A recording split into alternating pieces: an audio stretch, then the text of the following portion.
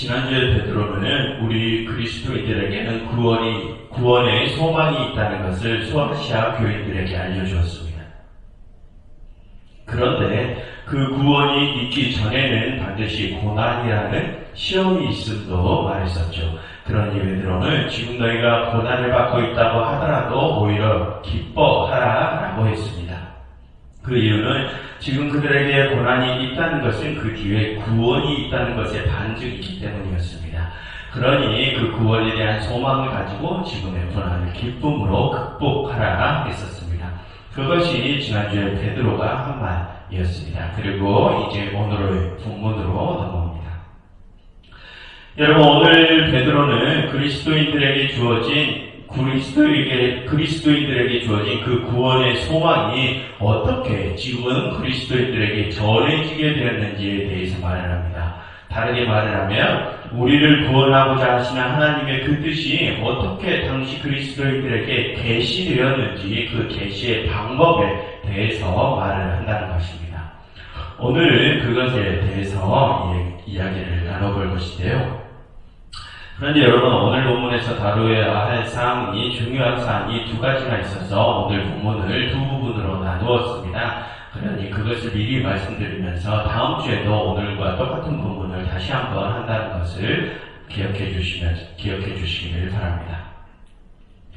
그럼 이제 오늘의 본문으로 들어가 보겠습니다. 방금 말씀드렸듯이 오늘 베드로는 우리의 구원에 대한 하나님의 뜻이 어떻게 당시 소아시아 교인들에게 계시되었는지 그 계시의 방법에 대해서 말을 합니다. 먼저 10절을 보시면 베드로는 그 구원에 대하여는 너희에게 임할 은혜를 예언하던 선지자들이 연구하고 부지런히 살펴서 그들에게 그렇게 계시되었다고 합니다. 여러분, 여기서 말하는 너희란 이 베드로전서를 받았던 당시 소아시아 교인들을 가리키죠. 즉 그리스도인들을 가리킵니다. 그리고 그들에게 임할 은혜란 마지막 날에 그들이 받게 될 구원을 가리킵니다. 즉 이 10절은 마지막 날에 그리스도인들이 받게 될 구원에 대하여 예전에 예언자들이 말해 주었다는 것입니다. 그럼 여러분, 여기서 베드로가 말하는 그 예전의 예언자들이 누구일까요? 구약시대의 예언자들을 가리키겠죠. 이사야, 예레미야, 하박국 등 그런 구약시대의 예언자들을 가리킬 것입니다. 그런데 여러분, 그 구약시대의 예언자들은 어떻게 그 구원에 대한 하나님의 뜻을 알게 되었다고 합니까? 어떻게 알게 되었다고 합니까? 연구하고 부지런히 살펴서 그 뜻을 알게 되었다고 합니다. 그럼 여러분, 그들은 무엇을 연구하고 살폈을까요? 성경, 말씀을 연구해서 그것을 살폈겠죠. 그럼 여러분, 지금 여기서 말하는 구약시대의 예언자들은 어떤 성경을 연구했다는 것입니까? 그 예언자들의 시대에는 신약이 없었으니까 그들의 그 예언서들은 또 다른 어떠한 성경을 연구한 결과물이겠죠. 그럼 그들이 연구한 성경이 무엇입니까? 오경을 가리킵니다. 여러분, 마태복음을 보면 예수님께서 그러므로 무엇이든지 남에게 대접받고자 하는 대로 너희도 남을 대접하라. 이것이 율법이요 선지자니라 라고 말씀하시지 않습니까? 거기서 예수님께서 율법과 선지자라고 하시는 것은 구약의 오경과 예언서들을 가리키는 것입니다.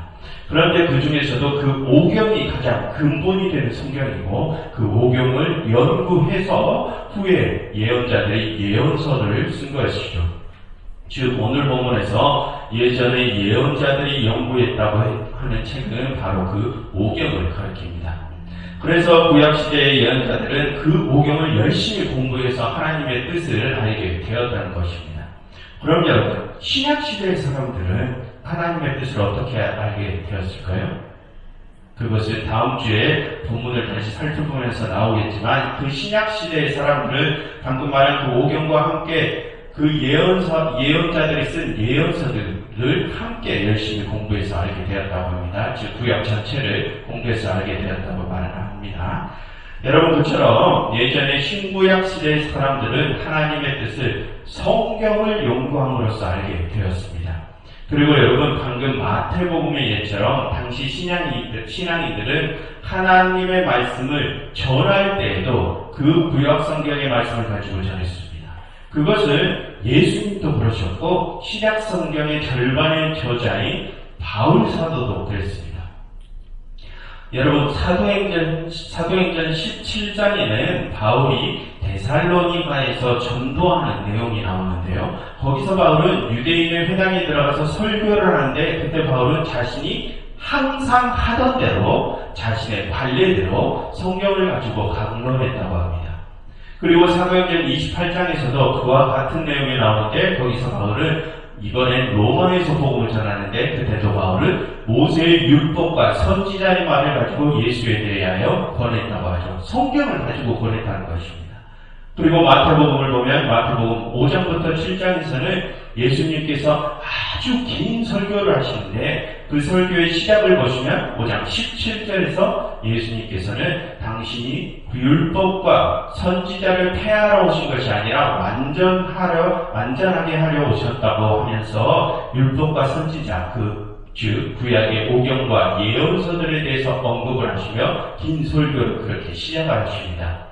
그리고 아까 살펴본 것처럼 그 긴 설교의 끝에 7장 12절에 가서 다시 한 번 더 예수님께서는 그 율법과 선지자를 언급하시죠. 그러므로 너희가 대접하고자 하는 대로 남을 대접하라. 이것이 율법과 선지자니라 라고 언급하시면서 긴 설교를 마무리합니다.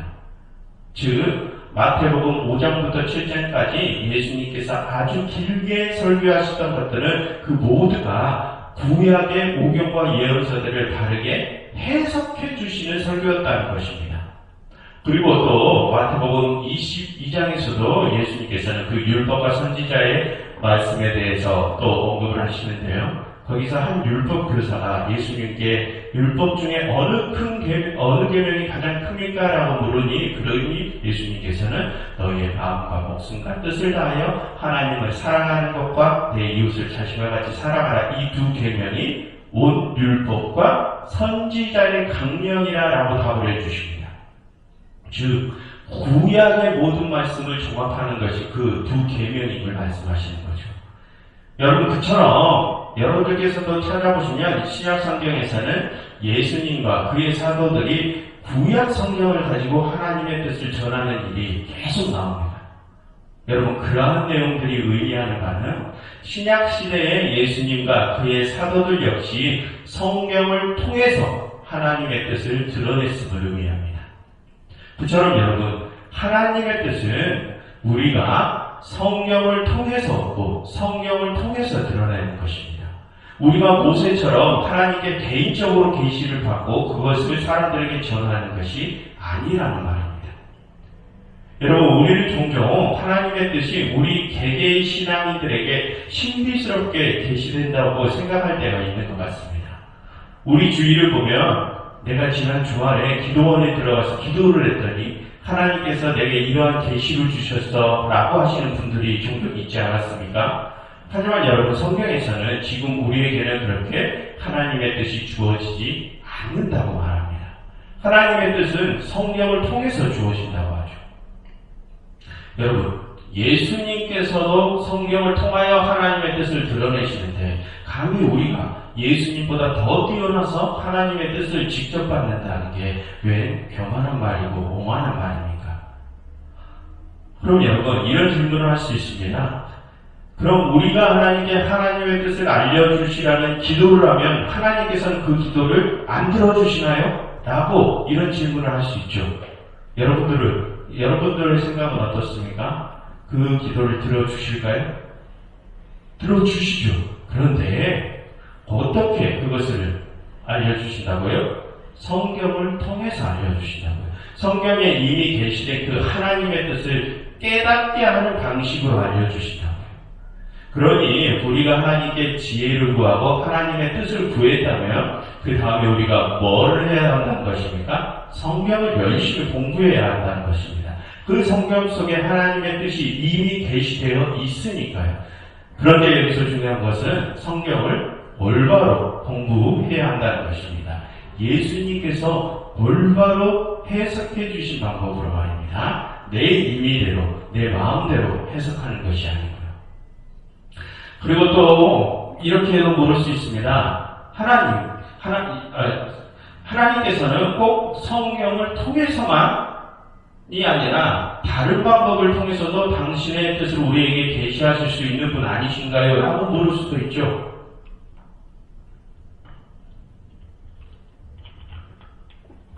그렇습니다. 하나님께서는 그 어떠한 방법으로도 당신의 뜻을 우리에게 계시하실 수 있으십니다. 하지만 하나님께서는 이미 당신의 뜻이 계시되 이 성경, 이 복음을 전해받은 우리들에게는 그 방법을 사용하지 않으신다고요. 이 성경이나 복음을 받아들이지 않았던 이들에게는 다른 방법을 쓰시기도 하십니다. 그것에 대하여는 다음 주에 말씀드릴 것입니다. 하지만 이미 복음을 받아들인 우리에게는 이 성경을 통해서 당신의 뜻을 계시하신다고 성경은 말하고 있습니다. 왜냐하면 이 성경에 하나님의 뜻이 가장 잘 드러나 있기 때문입니다. 그런데도 여러분, 우리 주위에는 아니야, 나는 하나님의 뜻을 정확히 받았어, 나는 정말 계시를 받았어, 이렇게 말씀하시는 분들이 종종 있습니다. 그렇게 말씀을 하실 수 있죠. 하지만 그분들이 아셔야 할 것은 지금 그들이 계시받았다고 하는 그 방법은 이 성경에서 제시하는 방법이 아니라는 것을 아셔야 합니다. 예수님께서도 그러한 방법은 사용하지 않으신다는 것을 아셔야 합니다. 여러분, 제가 오늘 이런 말씀을 드리는 이유는 우리가 신앙생활을 할 때 이 성경에서 제시하는 방법들 말고 우리가 개인적으로 생각하는 방법들, 우리가 생각하는 방법대로 신앙생활을 해나가는 것이 굉장히 위험함을 말씀드리기 위해서입니다. 여러분, 그러한 개인적인 방법들은 자기 자신의 신앙생활만을 위험에 빠뜨리는 것이 아니라 다른 신앙인들에게도 위험을 줄 수 있습니다. 여러분, 만약 제가 개인적으로 계시를 받았다고 가정하고 그것을 다른 사람들에게 전하고 다닙니다. 그래서 수많은 사람들이 저를 따르게 됩니다. 그러다 어느 날 내가 예전에 정말 하나님께 받았다고 생각했던 그 계시가 잘못되었음을 깨닫게 된다면 지금까지 나를 쫓아오던 사람들은 어떻게 되겠습니까? 그들의 구원은 어떻게 되겠습니까? 여러분, 우리에게 그런 일들이 비일비재하지 않습니까? 제가 어떤 기도를 했는데 잠시 후에 그 기도대로 이루어졌습니다. 그래서 이것은 하나님의 응답이야, 하나님의 뜻이야 라면서 여기저기 간증을 하며 돌아다닙니다. 그런데 시간이 지나자 그 기도가 다시 깨져버립니다.